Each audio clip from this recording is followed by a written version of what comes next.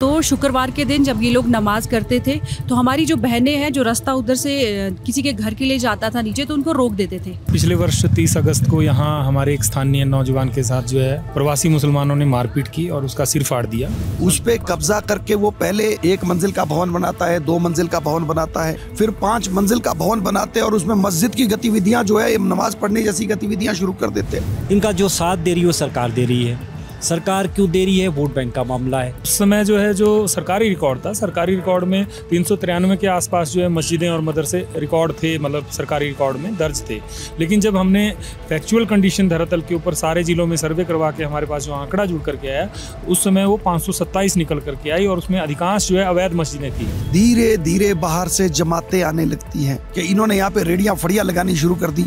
माताओं बहनों पे फफ्तियां कसते कि कोई बहन पूछ लेती कि केला क्या भाव दिया या ये क्या भाव दिया, तो उसमें इतने भद्दे कमेंट करते कि सुनना मुश्किल हो जाता। खुलेआम अवैध रोहिंग्या, अवैध बांग्लादेशी तक जो है यहाँ पकड़े गए हैं।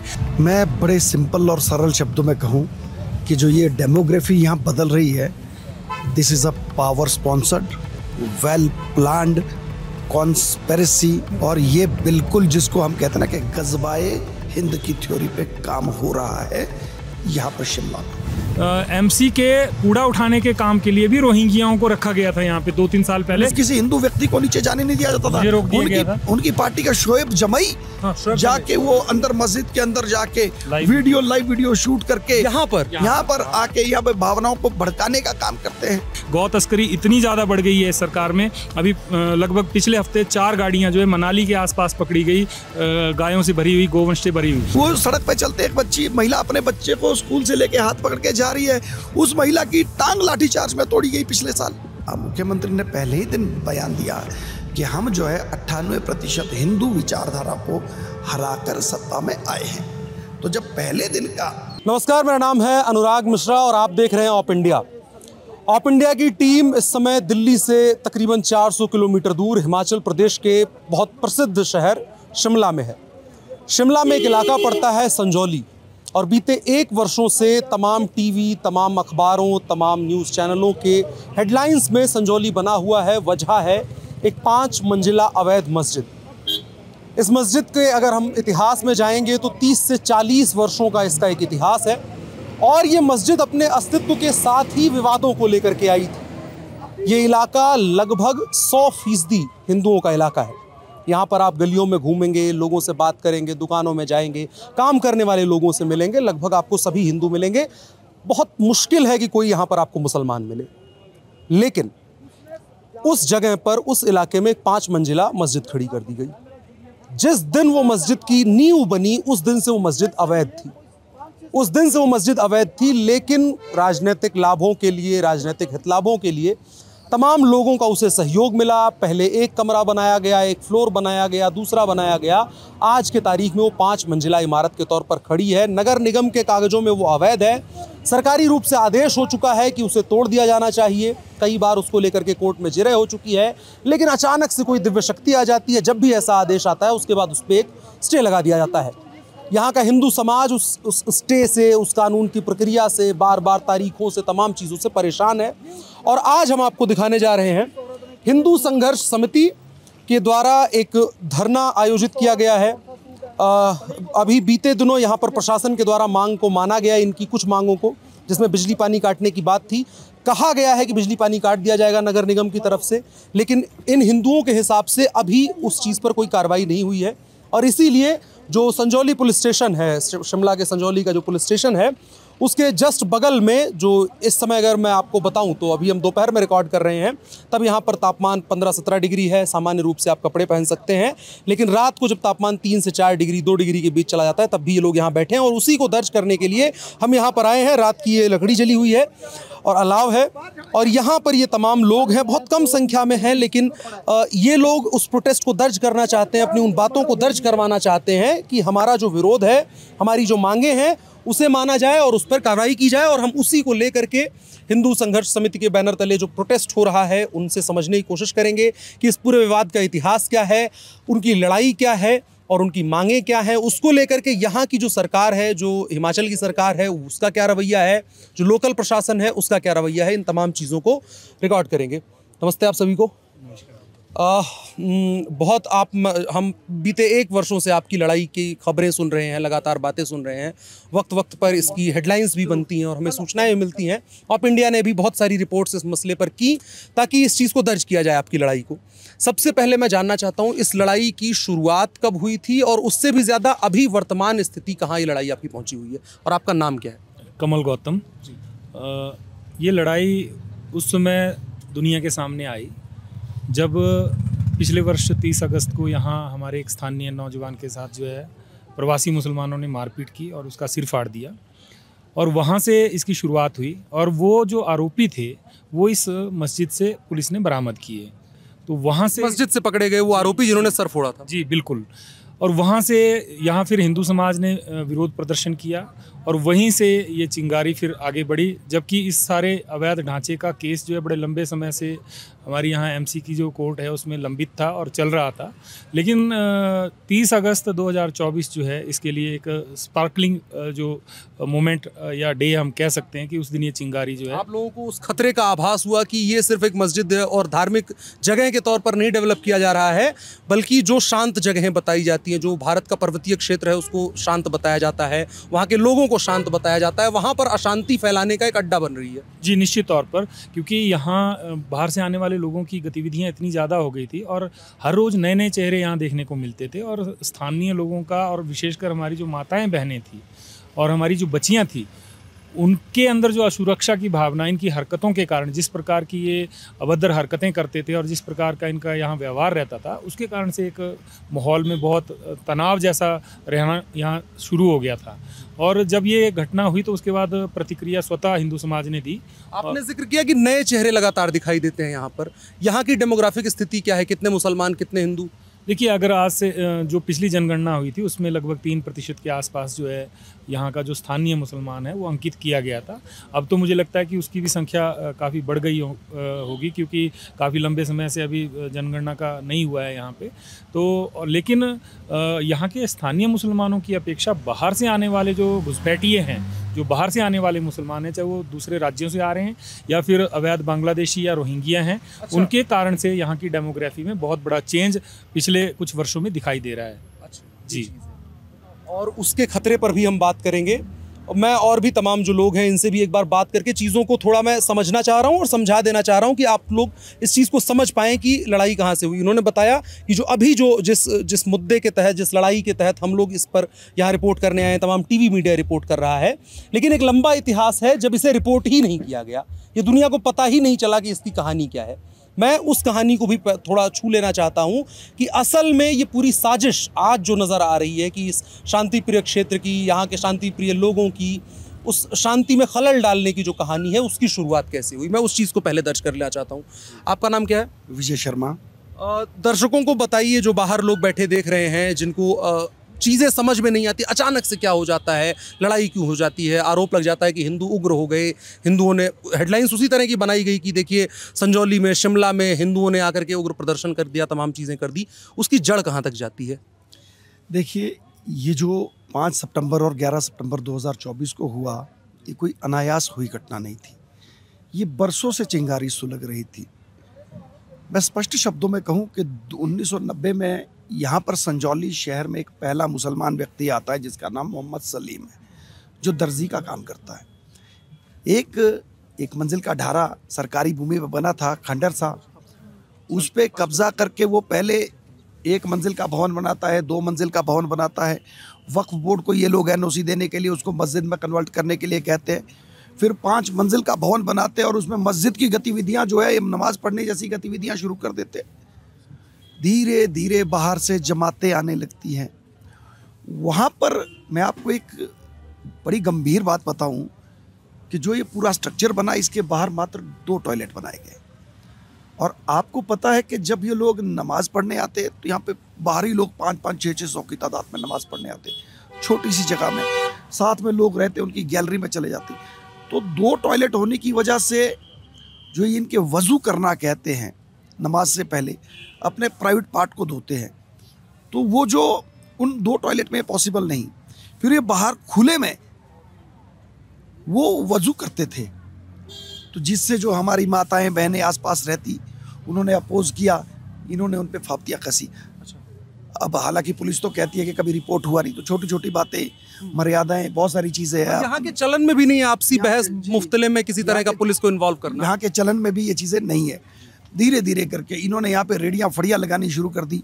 माताओं बहनों पे फफ्तियाँ कसते कि कोई बहन पूछ लेती कि केला क्या भाव दिया या ये क्या भाव दिया, तो उसमें इतने भद्दे कमेंट करते कि सुनना मुश्किल हो जाता, खुलेआम। धीरे धीरे करके ये चीज़ें भड़कती रही, परंतु यहाँ का पहाड़ी क्षेत्र है, शांत समाज है, इन चीज़ों को नज़रअंदाज करता रहा। परंतु वो जो 30 अगस्त को जो घटना घटी, जब एक स्थानीय युवक को इन्होंने पीटा, तो इंतहा हो गई थी। 1990 में थोड़ा सा एक बार और पीछे जाऊंगा। 1990 से जो 2024 तक का 2023 तक का जो समय रहा, इस दौरान इनको कहाँ से पैसे आते रहे, कैसे ये सब चीज़ें बनती रही? आपने जमातियों का जिक्र किया। देखिए, ये सबसे इम्पोर्टेंट जो इसमें है, देखिए ये नगर निगम ने भी केस रिपोर्ट किया। अगर इसमें मैं मेन कल्पिट किसी को कहूँगा तो जो मोहम्मद सलीम है, यहाँ की जो टोटल डेमोग्राफी चेंज करने का क्रेडिट जो जाता है वो मोहम्मद सलीम को जाता है।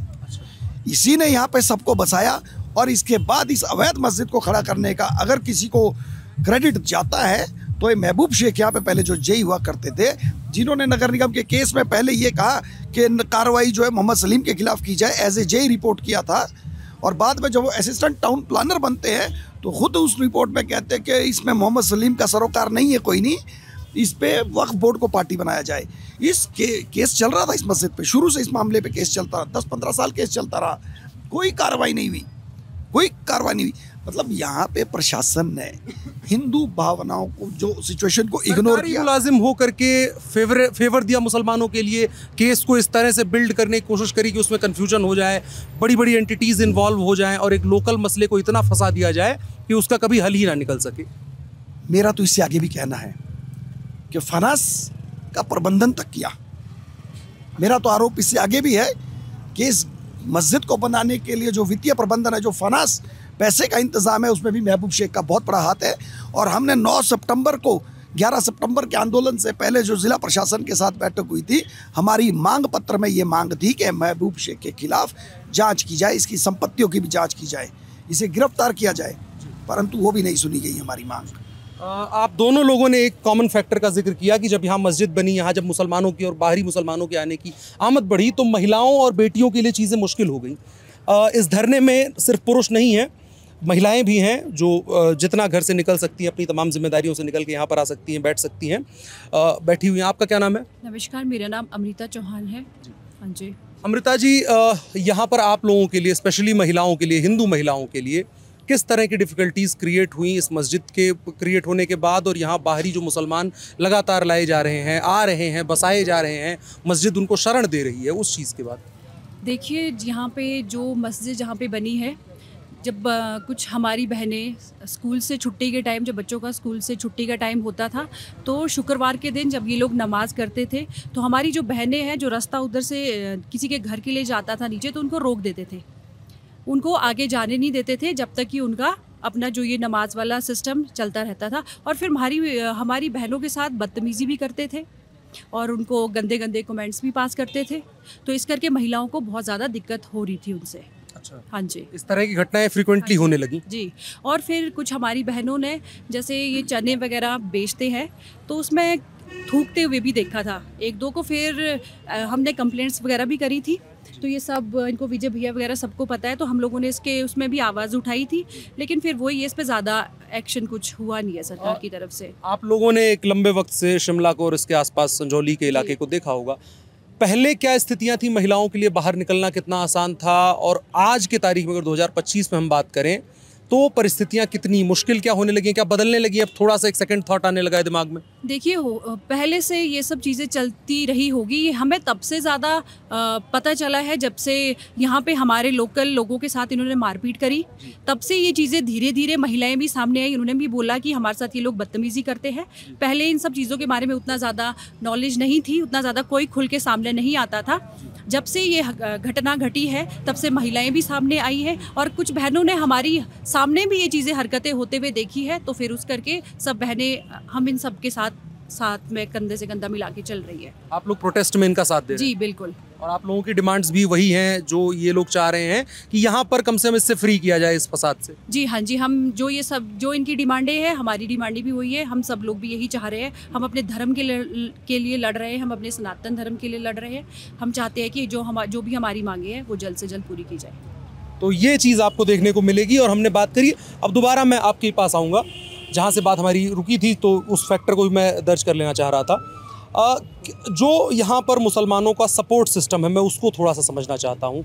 इनको सहयोग कैसे मिलता है, कहाँ से मिलता है? एक तो आपने कहा कि वो जेई, उसने पहला तो केस को इस तरह से बनाने में मदद करी कि उसमें और एंटिटीज़ इन्वॉल्व हों, केस को और कंफ्यूज किया जाए और ज़्यादा टाइम वो लोग ले सकें, ये चीज़ करी। पैसे उसके अलावा भी कुछ और सोर्सेज से आते हैं। आपने कहा बाहरी मुसलमान आते हैं, जमाती आते हैं यहाँ पर।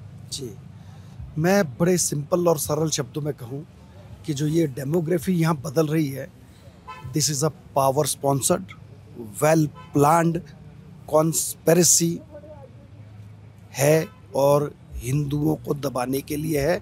और ये बिल्कुल जिसको हम कहते हैं ना कि गज़बाए हिंद की थ्योरी पे काम हो रहा है यहाँ पर शिमला में। ये बिल्कुल सुनियोजित षड्यंत्र है यहाँ पर। अन्यथा आप एक चीज़ देखिए, संजौली शिमला को इतना बड़ा बाजार है नहीं, छोटा सा बाजार है।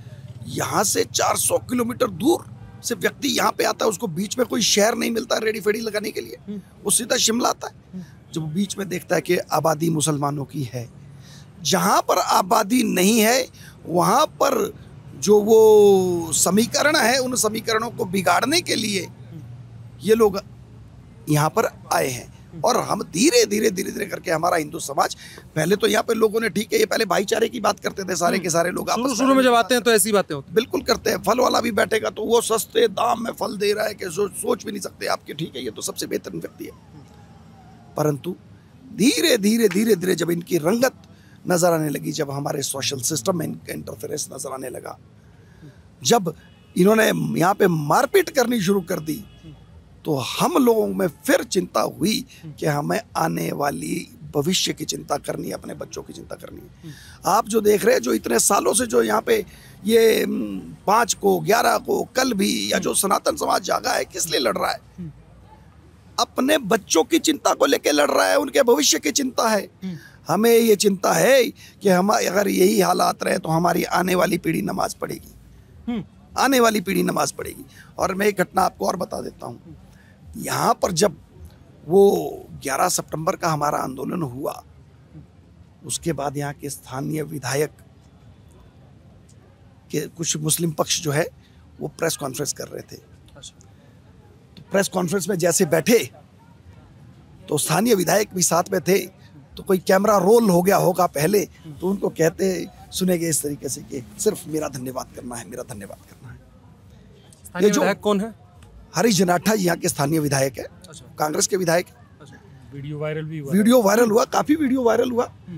तो चिंता इस बात की है कि ये कुछ लोग अपने वोट के लिए समस्त सनातन समाज को, जो है हिंदू धर्म को, आने वाली जनरेशन को, उनकी सिक्योरिटी को, उनकी सुरक्षा को ताक पे रख रहे।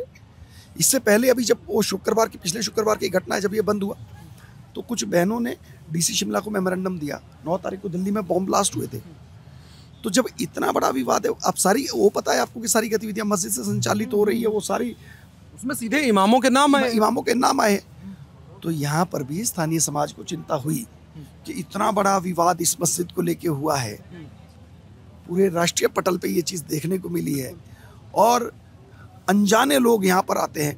पीछे हमने पिछले साल देखा, वो हमारे मुसलमान नेता असदुद्दीन ओवैसी की पार्टी के, जबकि हम लोगों का जाना नीचे मुश्किल था, हम लोगों को किसी हिंदू व्यक्ति को नीचे जाने नहीं दिया जाता था। उनकी पार्टी का शोएब जमई जाके वो अंदर मस्जिद के अंदर जाके लाइव वीडियो शूट करके यहाँ पर आके यहाँ पे भावनाओं को भड़काने का काम करते हैं। कांग्रेस गवर्नमेंट क्या कर रही है?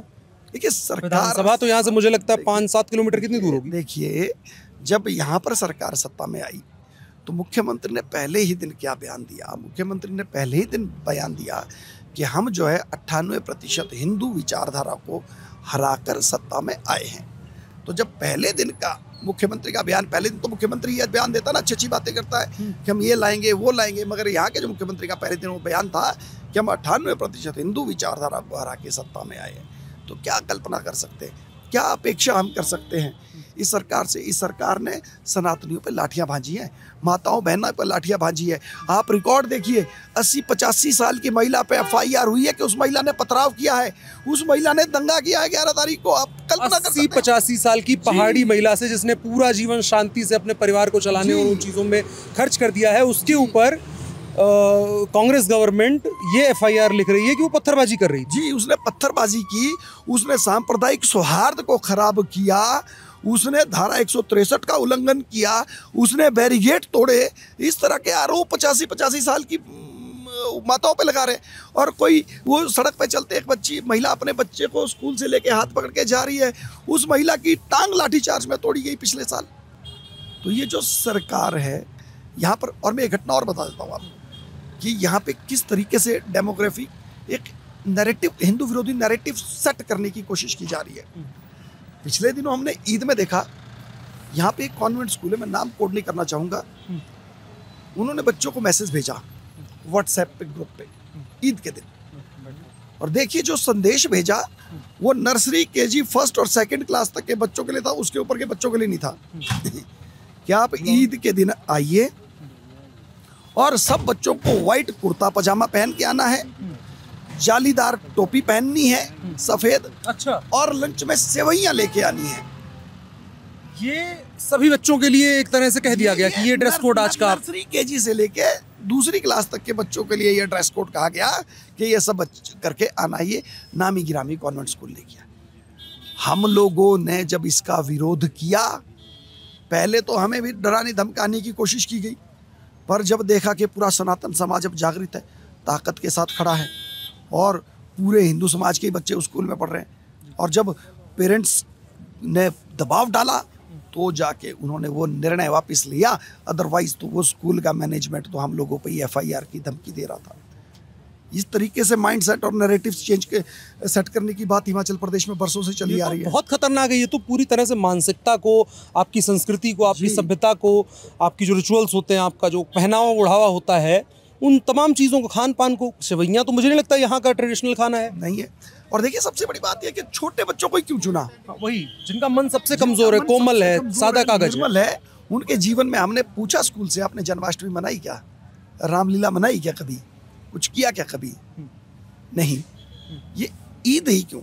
और ये घटना तब से ज्यादा घट रही है जब से हिमाचल प्रदेश में ये लोग सत्तारूढ़ हुए हैं एक हिंदू विरोधी मानसिकता के साथ। हमें समझ में नहीं आता, हम तो ये हिंदू लोग हैं, ये सिर्फ वोट बैंक के लिए, अपने वोट के लिए, अपनी राजनीति को चमकाने के लिए हिंदुओं के विरोध की बात कर रहे हैं, सनातन के विरोध की बात कर रहे हैं। हम चिंता पूरे हिंदू समाज को इस बात की हो रही है, और हिंदू समाज समय आने पे हर चीज़ का जवाब देगा।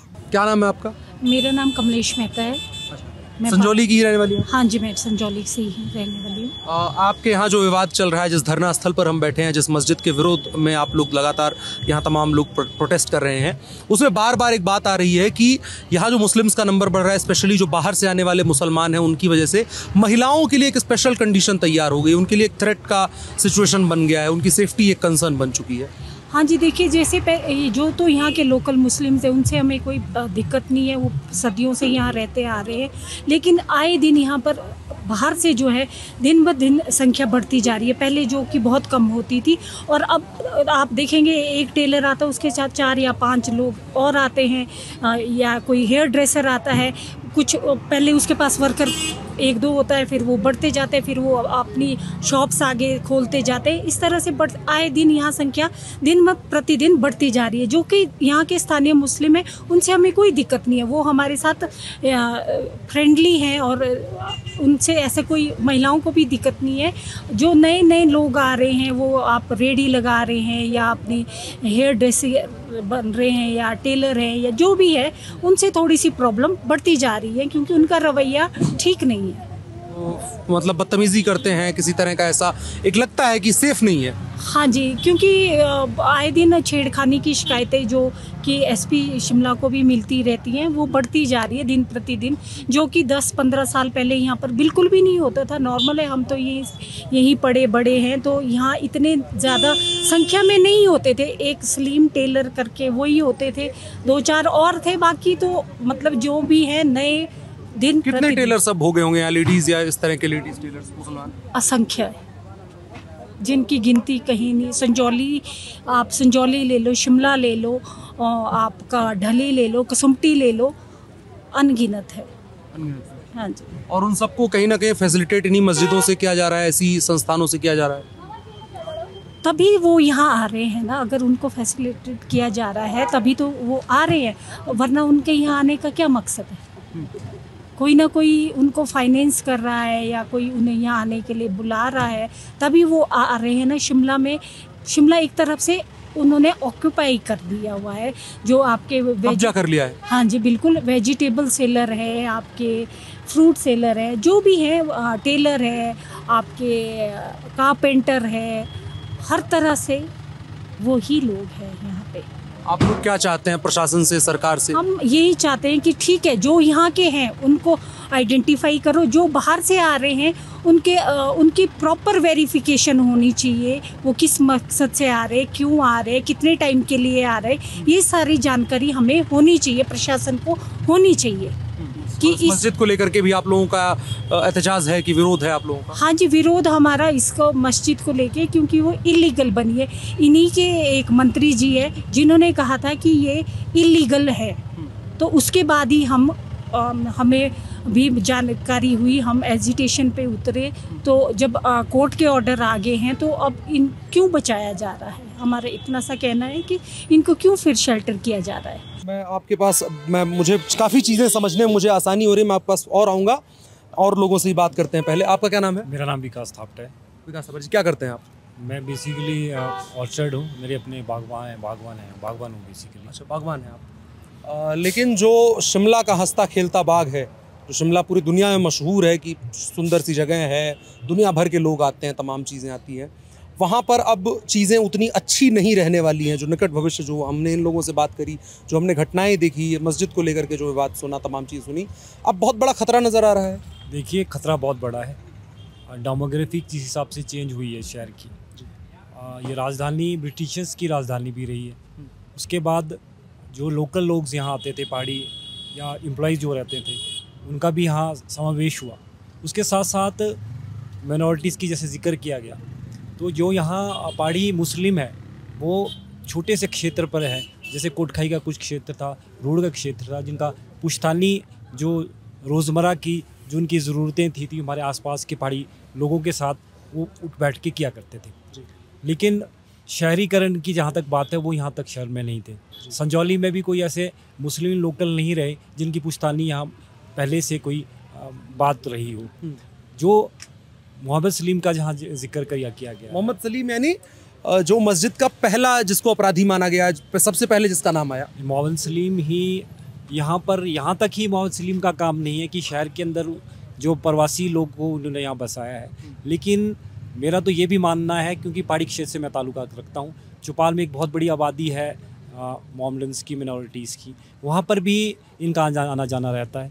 ठीक है, कोटखाई के जो भी बहुल के क्षेत्र हैं, जो अल्पसंख्यक क्षेत्र हैं, वहाँ पे उनका जाना होता है। एक नैक्सिस क्रिएट किया गया है कि ये डेमोग्राफिक चेंज करने का, और निश्चित रूप से इनका जो साथ दे रही है वो सरकार दे रही है। सरकार क्यों दे रही है? वोट बैंक का मामला है। इस शहर के अंदर ही आप देखेंगे कि यहाँ 3000 के करीब जो रजिस्टर्ड वोटर्स हैं, जो अल्पसंख्यक समुदाय माइनॉरिटीज़ मुस्लिम से आते हैं, जिनमें से 1500 वोट्स जो बोगस बनाए गए, वो ऐसे लोगों के बनाए गए जो यहाँ से उनका कोई ताल्लुकात नहीं है। वो सिर्फ इलेक्शंस में वोट कास्ट करने के लिए आते हैं और चले कहीं और हैं, उनका रहना खाना काम धाम कहीं और है।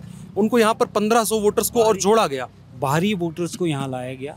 पिछले चुनावों में भी एक बहुत बड़ा ये मामला रहा कांग्रेस के विधायक की जीतने का। ये सब जनता के बीच में आज आया है। जब जनता को ये चीज़ें पता लगी हैं, जब लोगों के बीच ये बातें नहीं आ रही थी, जब यहाँ शहर में इस संजौली क्षेत्र के अंदर जब महिलाओं ने ये बात रखी, वो उनको उतना विश्वास पैदा हुआ जब यहाँ हिंदू इकट्ठा हुआ, और जब हिंदुओं ने अपनी ताकत से प्रशासन को और सरकार को झुकाया, तब महिलाएं बाहर निकली। महिलाओं के साथ जो भद्रता की गई, उनके बारे में हमें फिर पता लगा। एक चीज़ मैं कोटित रूप से नहीं कह सकता हूँ, यहाँ हमारे ही छोटे क्षेत्र में, ये संजौली क्षेत्र के अंदर जो लव जिहाद का जो मामला है, वो बहुत बड़ा गहरा गया था।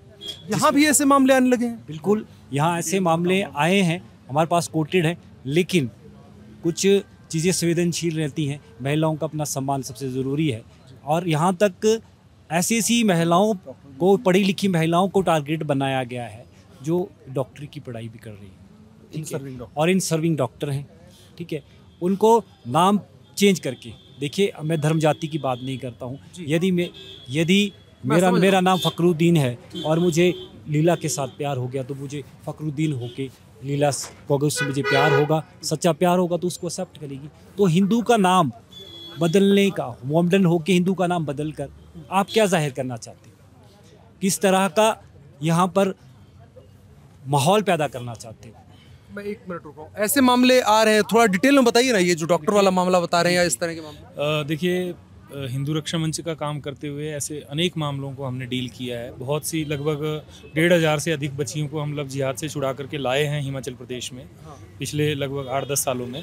और ये कोई नई बात नहीं है हिमाचल में। अभी पिछले दिनों नालागढ़ बद्दी के एक मौलवी ने RTI लगाई थी। ये कोई किसी हिंदू कार्यकर्ता ने RTI नहीं लगाई थी, मुस्लिम ने ही RTI लगाई थी कि कितनी महिलाएं मिसिंग हैं।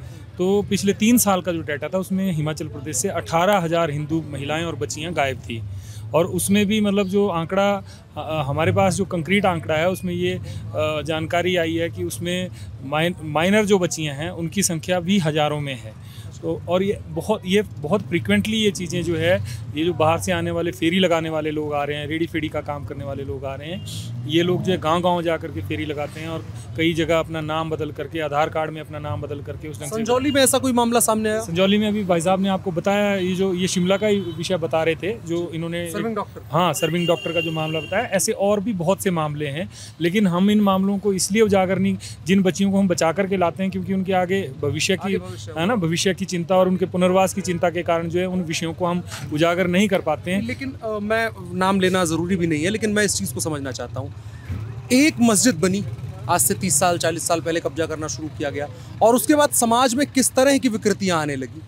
यानी कि आपकी महिलाएं, आपकी बच्चियां जो स्कूल पढ़ रही हैं, वो किससे मिल रही हैं, कहाँ बात कर रही हैं, इस चीज़ को भी आपको ट्रैक करके रखना पड़ेगा, जानना पड़ेगा, नज़र रखनी पड़ेगी, जबकि ऐसा पहले नहीं रहा होगा यहाँ पर।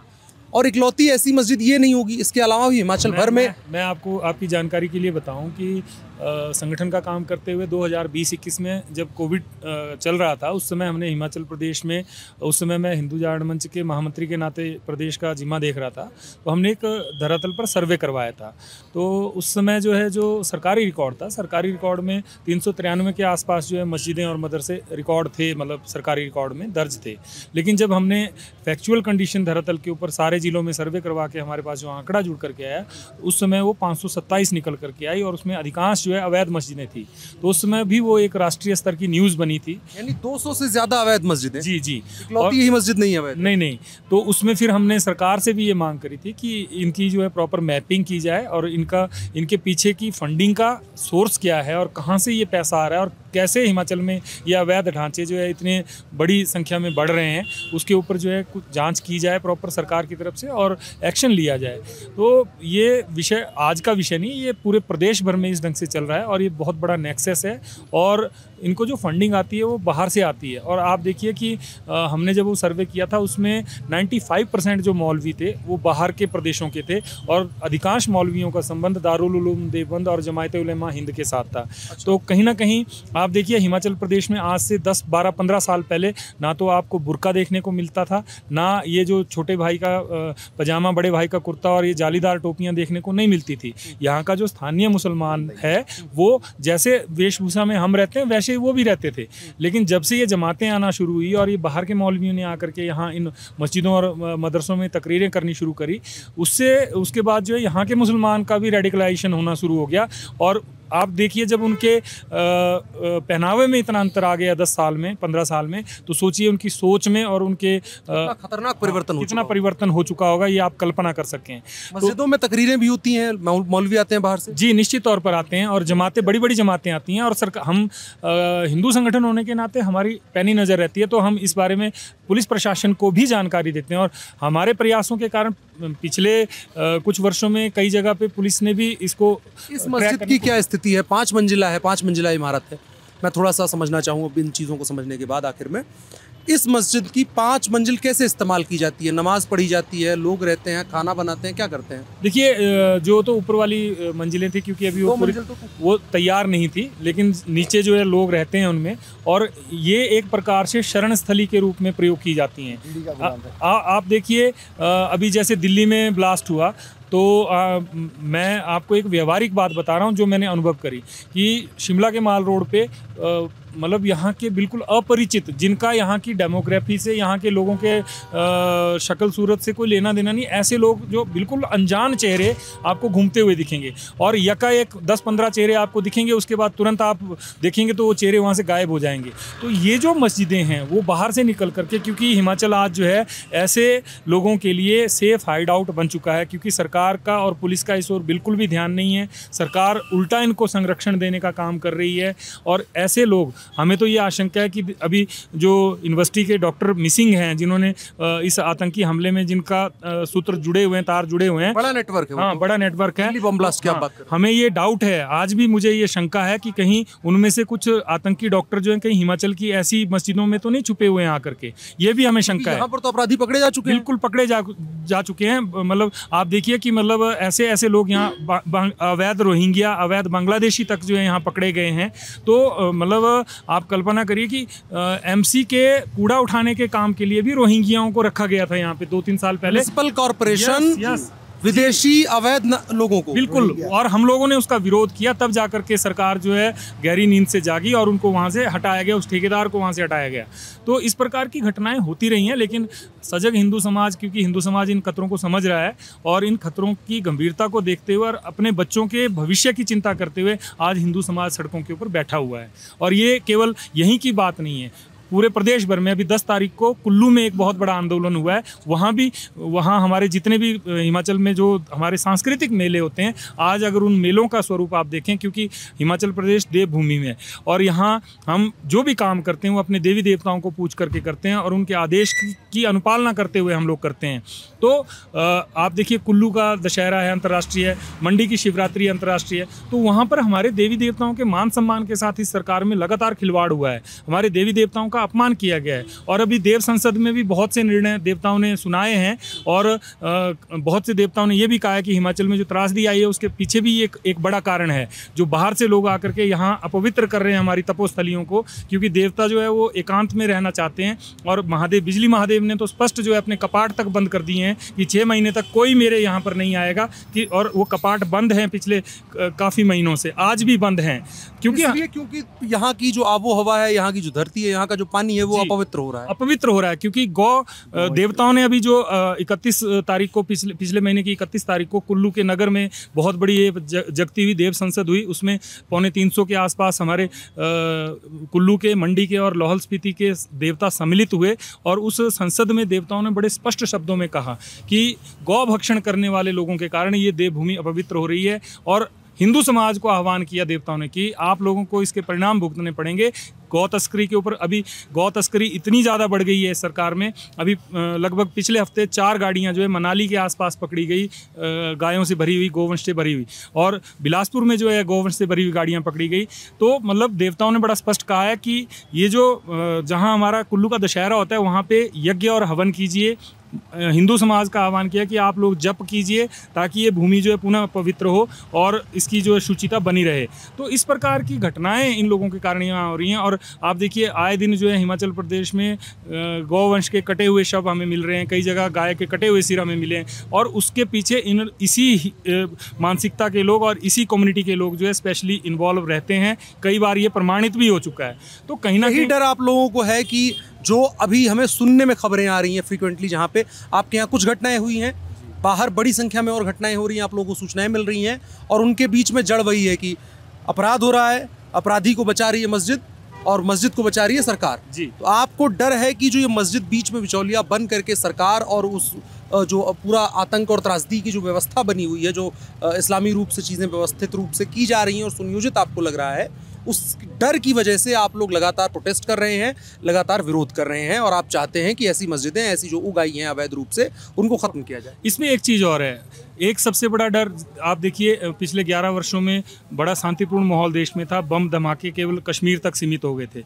लेकिन ये जो दिल्ली में घटना हुई है और इतना बड़ा ब्लास्ट हुआ है और इतने बड़े पैमाने पर विस्फोटक जो पाए गए हैं और विशेष इस मुस्लिम समुदाय के लोगों के पास पाए गए हैं, मस्जिदों और मदरसों का डायरेक्ट कनेक्शन उसमें पाया गया है। इनके जो पढ़े लिखे डॉक्टर हैं, मतलब आप देखिए, एक अनपढ़ आतंकवादी से ज़्यादा खतरनाक एक पढ़ा लिखा मुस्लिम आतंकवादी है, ये डॉक्टरों ने सिद्ध कर दिया है। आप देखिए, हम लोगों को ये डर है, आज शिमला हो या बिलासपुर हो या कुल्लू हो, हर जगह इनकी जो मस्जिदें हैं, हम लोगों को ये डर रहता है कि कहीं ऐसा ना हो, क्योंकि इस कौम के लोगों का तो इनका तो ब्रेन वॉश हुआ होता है, ये जॉम्बीज़ की तरह काम करते हैं। कहीं यहाँ भी बाहर से आकर के इस प्रकार का कोई ब्रेन वॉश लिए हुए कोई डॉक्टर आए और अल्लाह अकबर कह करके फट जाए, तो हमारे समाज की क्या यहाँ दुर्गति होगी और किस प्रकार की परिस्थितियाँ बनेंगी, उस चीज़ से भी लोग डरे हुए हैं। एक भय का माहौल हिंदू समाज में है इन सारे विषयों को लेकर के। इसलिए हम ये चाहते हैं कि सरकार प्रॉपर इन जितनी भी अवैध मस्जिदें यहाँ बनी उनको हटाया जाए, इस अवैध ढांचे को, विशेषकर संजौली का अवैध ढांचा है, इसको त्वरित हटाया जाए और सभी मस्जिदों की और मदरसों की प्रॉपर मैपिंग की जाए, उनकी प्रॉपर निगरानी की व्यवस्था की जाए, वहाँ कौन कौन सी गतिविधियाँ हो रही हैं, किस प्रकार के लोग वहाँ आ जा रहे हैं, उनका एक प्रॉपर सही ढंग से जो है रिकॉर्ड मेंटेन किया जाए। क्योंकि कोविड के दौरान भी हमने ये देखा था कि हिमाचल प्रदेश में कोविड फैलाने में जमातों का बहुत बड़ा रोल रहा है। उस टाइम जो है जमातें बिना बताए जो है बाहर से आई हैं और यहाँ छुपने का काम किया और कोविड को फैलाने का काम किया, वो प्रूफ भी हुई हैं चीज़ें बाद में। अब इन लोगों के आप बात से आपको समझ में आ रहा होगा, अंदाज़ा लग पा रहा होगा कि यहाँ का समाज जो सामान्य रूप से अपना जीवन जीने के लिए, अपनी जीवनचर्या के लिए चल रहा है, वो कितने डर के बीच में जी रहा है। मैं आखिर में आपसे एक चीज़ और समझना चाहूँ कि आपका जो डर है, इसके निवारण का काम सरकार का होता है। आप लोग उसे दर्ज करवाने के लिए आज भी धरने पर बैठे हुए हैं, प्रोटेस्ट पर बैठे हुए हैं और बीते 1-1.5 साल से तो लगातार खबरों में ये प्रोटेस्ट बना हुआ है। जब आप लोगों ने पहला प्रोटेस्ट किया 30 अगस्त को, 1 सितंबर को, 30 अगस्त को घटना हुई, 1 सितंबर को आप लोगों ने प्रोटेस्ट किया। सरकार जो 1 सितंबर का प्रोटेस्ट था और उसके बाद जो लगातार आप लोग प्रोटेस्ट कर रहे थे, उस पूरे घटनाक्रम को बताइए कि सरकार उसमें, पुलिस उसने, प्रशासन उसमें कितना आप लोगों को सपोर्ट कर रहा है या आप लोगों के ऊपर अत्याचार कर रहा है? देखिए, मैं पहले दिन की घटना से लेके बताऊं। पहली घटना 30 अगस्त को घटना घटी, 1 सितंबर को आंदोलन हुआ, 5 सितंबर को आंदोलन हुआ। 5 सितंबर को शांतिपूर्वक तरीके से आंदोलन किया, लोगों ने नारे लगाए। 5 सितंबर 2024, 5 सितंबर 2024 को तो पुलिस ने 46 लोगों पे FIR दर्ज कर दी। हाँ जी, जिसमें आप देखेंगे कि शांति भंग करना, ऐसे आरोप लगाए। उसके बाद 11 सितंबर को बड़ा आंदोलन हुआ तो 166 लोगों पे पुलिस ने FIR दर्ज की, जिसमें बुजुर्ग माताएं तक शामिल हैं। आपने बताया 80-85 साल की माताओं पे। ये इसके बाद जो भी एक मेरी बहन ने कहा था कि एक चने में थूकते हुए एक व्यक्ति को देखा, उसकी शिकायत पुलिस में हमने दी और जानते परिणाम क्या हुआ? पुलिस ने हम लोगों के खिलाफ FIR दर्ज कर दी। आप अपने अधिकार को, कि मुझे ये भोजन करना है और उसमें ये प्रॉब्लम आ रही है, इसको भाई साहब सॉल्व करिए, आपका लॉ एंड ऑर्डर और पीस मेंटेन करने का काम है। उस बात की शिकायत आप दर्ज करने गए तो आपके ऊपर, आपकी जानकारी के लिए बता दूं, हमने नगर निगम, क्योंकि फड़ी लगा रहा था बाहर, एस्टेट ब्रांच को कहा कि इसका लाइसेंस देखिए, तो उन्होंने कहा कि अवैध रूप से बैठा है। फिर हमने फूड सेफ्टी डिपार्टमेंट को कहा कि इसके पास FSSAI लाइसेंस है, उन्होंने कहा कि नहीं है। तो हमने पुलिस में भी शिकायत की। जब हमने पुलिस में शिकायत की तो पुलिस ने कहा कि इसका वीडियो लाइए। तो जी, अब बताइए, हम सड़क पे चल रहे हैं, कोई व्यक्ति किसी का मर्डर कर रहा है, हम कंप्लेंट करने जाएंगे तो बोलेंगे कि आप इसने मर्डर किया, इसका वीडियो लेके आइए। तो क्या किसी घटना का कोई इंटेंशनली वीडियो बनाते हुए चलता है क्या? मतलब आंखों में तो फिर 2 कैमरे लगा ले, 2 कैमरे लगा ले आदमी। हमने ये कहा, जब वो आरोप लगाया तो हम पे FIR दर्ज हुई और वो FIR, उस FIR में 2 बहनें और एक मेरा नाम था। उल्टी FIR दर्ज की गई। अगर आप यहाँ पर हिंदू हित की बात करोगे, सनातन की बात करेंगे, ऐसे बहुत सारे उदाहरण हैं। अब पूरी 24 घंटे बीत जाएंगे अगर हम ऐसे उदाहरण देते रहेंगे। जब किसी जिहादी प्रवृत्ति के व्यक्ति की आप शिकायत करने जाएंगे तो उल्टा आपकी शिकायत होगी। ये प्रशासन का एटीट्यूड है। यहाँ पे मैं बता रहा हूँ कि जो जिहाद की बात की है, जिहाद, लव जिहाद, लैंड जिहाद इतना चल रहा है कि अभी अगर आप थोड़ी दूरी पे जाएंगे, 100 मीटर की दूरी पे, पिछले साल जब ये सितंबर की बात, ये सब घटना चल रही थी, इन्होंने 7 लाख के ऊपर अवैध मज़ार बना दी उतनी देर में। अच्छा, अभी वो फंक्शनल नहीं हुई है। हाँ। अभी खाली बनाया है, उसमें छत लगा दी है, बिजली पानी बना दिया है, पर वो समझ गया कि वो मज़ार ही है। हाँ। अगले 5 साल में वो अपना कार्रवाई करते रहेंगे, धीरे धीरे शुरू कर देगी। उसकी शिकायत हमने नगर निगम से कि हमने आरटीआई में डाटा मांगा कि इसका नक्शा दीजिए, तो नगर निगम ने कहा कि आप पहले कंप्लेनेंट बनो इसमें, अच्छा, फिर बताएंगे, फिर इसकी कुछ जांच करते हैं। तो इसलिए रिकॉर्ड कहीं भी नहीं है। बेसिकली सरकार का पूरा संरक्षण इन लोगों के साथ है। अभी आप लोगों की मांगे क्या हैं जो धरने पर बैठे हुए हैं, और कैसे बैठते हैं आप लोग? क्रमिक धरना चल रहा है, क्रमिक है कैसे? सोमवार से हमारा आंदोलन शुरू हुआ था। आमरण अनशन पे 3 लोग बैठे थे। वो हमने मांग की थी कि एक तो एफआईआर वापस ले ली जाए जो मस्जिद पे नमाज रोकने के आरोप में उस दिन दर्ज की गई थी। दूसरा हमने कहा था कि बिजली पानी तुरंत काट दिया जाए। तीसरा हमने कहा था कि नमाज नहीं होगी। चौथा हमने कहा था कि मस्जिद को सील कर दिया जाए। तो एफआईआर में तो कैंसलेशन रिपोर्ट बना दी गई है, वो कर दिया गया, परंतु बिजली पानी काटना, सील करना, इन सब चीज़ों के लिए कुछ कानूनी प्रक्रियाएं पूरी करनी थी। तो प्रशासन ने उसके लिए समय मांगा। पिछले कल हमने बड़े आमरण अनशन को तोड़ते हुए एक बड़े आंदोलन की कॉल दी थी। उस बड़े आंदोलन के बीच में प्रशासन ने जिन बिंदुओं पे माना, लिखित में समझौता हमारा हुआ, तो एक फ्रेमवर्क तैयार किया गया कि 29 तारीख तक जो है सारा काम कंप्लीट हो जाएगा। एक 8 सदस्यीय कमेटी का गठन किया गया है हमारी ओर से भी, जो उस पर नज़र रखेगी, और 29 तारीख को जो है उसकी रिव्यू मीटिंग प्रशासन के साथ होगी, सारी चीज़ें हो जाएंगी। तो हमने आमरण अनशन वापस ले लिया था। कल का जो बड़ा उग्र आंदोलन था वो वापस ले लिया था, परंतु हम प्रशासन को लिखित समझौते के बाद भी कोई ढील नहीं देना चाहते, क्योंकि विश्वास में सरकार पे है नहीं। इसलिए हमने ये क्रमिक अनशन 29 तारीख तक चालू रखा है। अगर 29 तारीख को भी कोई कोताही होगी तो फिर अगली कार्रवाई उसके बाद देखेंगे, सोचेंगे कि क्या करना है। विडम्बना देखिए, आखिर में इन्होंने जो एक बात कही वो मेरे मन में अनायास ही घर कर जाएगी, और आज शायद मैं सुन रहा हूँ, अगले कई दिनों तक ये मेरे कानों में गूंजेगी कि हमें सरकार पर भरोसा नहीं है।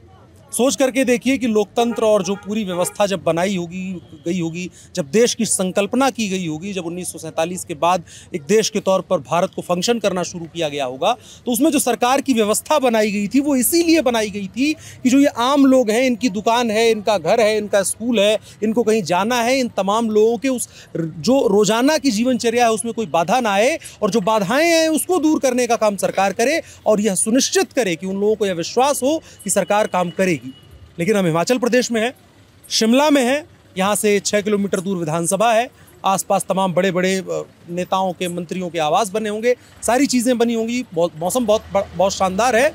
लेकिन उन तमाम चीज़ों के बीच में इन लोगों को ठिठुरती ठंड के बीच में और कड़ाके की धूप के बीच में यहाँ पर बैठना पड़ रहा है, अपने दिन भर के कामकाज को छोड़ करके बैठना पड़ रहा है, लड़ाई लड़नी पड़ रही है। सरकार के द्वारा जो इनको आश्वासन दिया गया है उस आश्वासन के ऊपर भी इनको विश्वास नहीं हो रहा है, क्योंकि पूर्व में इनके साथ इस तरह के धोखे हुए हैं। इन्होंने बताया है किस तरह से पुलिस के द्वारा जब हम शिकायत करने जाते हैं तो हमारे ही ऊपर एक तरह का सजा का फरमान सुना दिया जाता है, मुकदमा लिख दिया जाता है, एफआईआर लिख दी जाती है। इन तमाम चीज़ों से परेशान पीड़ित हिंदू समाज यहाँ पर बैठ करके क्रमिक अनशन पर अभी भी ये लोग बैठे हुए हैं। इन लोगों को किसी भी रूप से सरकार, व्यवस्था, जो यहाँ की कांग्रेस गवर्नमेंट है उसके ऊपर किसी भी तरह का विश्वास नहीं है कि ये लोग किसी भी रूप में हमारा सहयोग करने वाले हैं। हमने कोशिश करी उन तमाम पहलुओं को जो यहाँ के एक तरह से मोटा मोटी आप समझ सकें, जिससे कि ये धरना क्यों ज़रूरी है, समाज इतना मजबूती के साथ क्यों ज़रूरी है। जो वीडियोज़ आपने वायरल देखे होंगे यहाँ से निकल करके कि लोग गेट को तोड़ करके, ग्रिल को तोड़ करके, तमाम चीज़ों को तोड़ करके यहाँ पर आ रहे हैं, तो वो उग्र होना, वो सजग होना, वो सजगता क्यों ज़रूरी है, इन तमाम चीज़ों को शायद आप समझ पा रहे होंगे। फिलहाल की रिपोर्ट में इतना ही। हम शिमला में हैं और आपको और भी रिपोर्ट्स दिखाते रहेंगे, उस मस्जिद तक भी चलेंगे और देखने की कोशिश करेंगे किस तरह से वो बनी है। डेमोग्राफी चेंज की जो यहाँ पर जिक्र हुआ है उसको भी आपको दिखाएंगे, और किस तरह से उसका प्रभाव पड़ रहा है उसको डिटेल्ड रिपोर्ट में भी हम कोशिश करेंगे कि आपको दिखा सकें। फिलहाल की रिपोर्ट में इतना ही। मेरा नाम अनुराग मिश्रा है, आप ऑप इंडिया देख रहे थे। धन्यवाद।